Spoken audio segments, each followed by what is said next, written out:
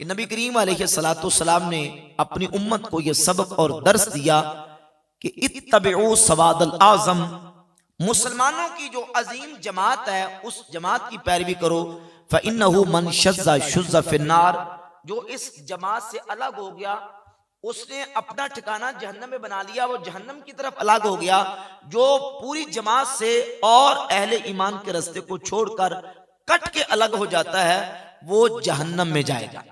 और वाज़े मज़मून और अहदीस तय्यबात आपने 12 मरतबा ये हदीस सुनी है, और हदीस की दर्जनों किताबों में नबी करीम सल्लल्लाहु अलैहि वसल्लम के 18 सहाबा इकराम रदियल्लाहु ताला अन्हुम से ये हदीस कुतुब अहदीस में मरवी है कि नबी करीम सल्लल्लाहु अलैहि वसल्लम ने इरशाद फरमाया, सुन्ने अबी दाऊद में, जामे तिरमिज़ी में, सुन्ने इब्ने माजा में और हदीस की दर्जनों किताबों में ये हदीस मौजूद है। और 18 असहाबे पैगंबर इस हदीस के रावी हैं।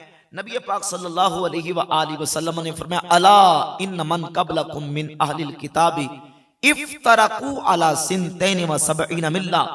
फरमाया खबरदार, तुमसे पहले उम्मतें और जो कौमें थी, मिल्लतें थी, वो 72 फिरकों में बट गईं। व इन्न हाज़िहिल मिल्लता सतफ्तरिकु अला सलासी व सबईन, और मेरी ये उम्मत 73 फिरकों में बट जाएगी। सिनतान व सबऊन फिन्नार, उनमें से 72 जहन्नम में जाएंगे। व वाहिदतुन फिल जन्नह, और एक जन्नत में जाएगा, एक जन्नत में जाएगा। सुन्ने अबी दाऊद में 4557 नंबर हदीस है, मुसदरक हाकिम में 450 नंबर, सुन्ने दारमी में 2560 नंबर, और इसके अलावा जामे तिरमिज़ी में 2641, और दर्जन से जायद किताबों में 18 हुजूर के सहाबा इस हदीस के रावी हैं। नबी पाक अलैहिस्सलाम ने जब ये इरशाद फरमाया कि जब इफ्तराक इंतशार होगा और 72 फिरके जहन्नम में और एक जन्नत में जाएगा, तो सहाबा इकराम रदियल्लाहु ताला अन्हुम ने हुजूर अलैहिस्सलाम की बारगाह अक़दस में सवाल किया, मा हादिल वाहिदा, हुजूर वो एक जमात जो जन्नत में जाएगी वो एक जमात कौन सी होगी, और एक जो ग्रोह है वो कौन सा होगा। तो सुन्ने अबी दाऊद में अल्फाज ये हैं 4557 नंबर में, मा अना अलैहि व अस्हाबी, वो जो मेरे और मेरे सहाबा के अकीदे और तरीके पर होगा।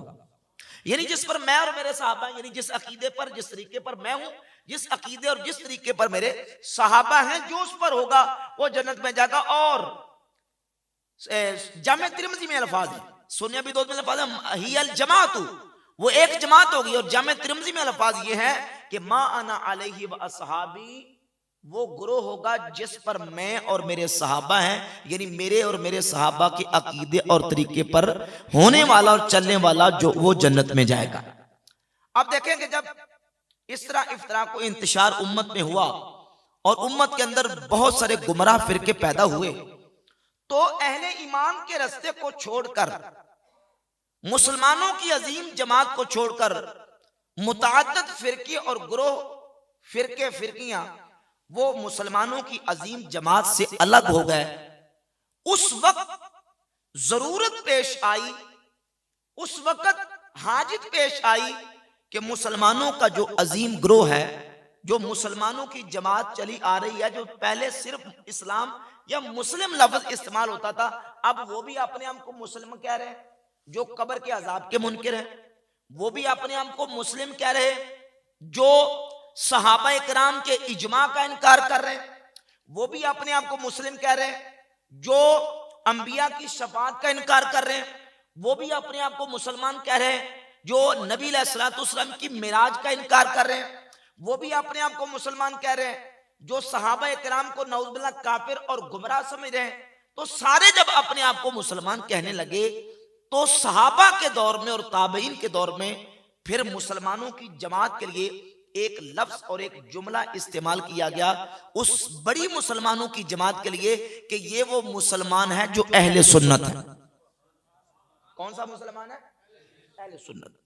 तो अहले सुन्नत का लफ्ज अहादीस से जो मुस्तंबत था वो सहाबा और ताबईन रज़ियल्लाहु ताला अन्हुम के दौर में मुसलमानों की अजीम जमात के लिए इस्तेमाल हुआ और फिर ये लफ्ज अहले सुन्नत इस्तेमाल हुआ, और अहले सुन्नत के जो गुमराह फिरकों के मुकाबले में अकायदो नजरियात थे, वो तमाम अकायदो नजरियात बाकायदा उम्मत के इमामों ने, उम्मत के अकाबरीन और असलाफ ने उनको एक जगह पे मुकम्मल तौर पे अकायद और इल्म कलाम की किताबों में जमा कर दिया और बता दिया कि अल्लाह तबारक व तआला की जात से लेकर अंबिया, फरिश्तों, जन्नत और दोज़ख, बास बादल मौत, अजाब कबर, मौजज़ात अंबिया, करामत औलिया, मिराज मुस्तफ़ा और दीगर जो हमारे इल्मी और कलामी अकायद हैं, उन तमाम की फहरिस्त और लिस्ट बना के उलमा ने दलाइल के साथ ये बात वाज़ेह कर दी कि जो इस मनहज और जो इस अकीदे पर है उसको अहले सुन्नत व जमात कहा जाएगा।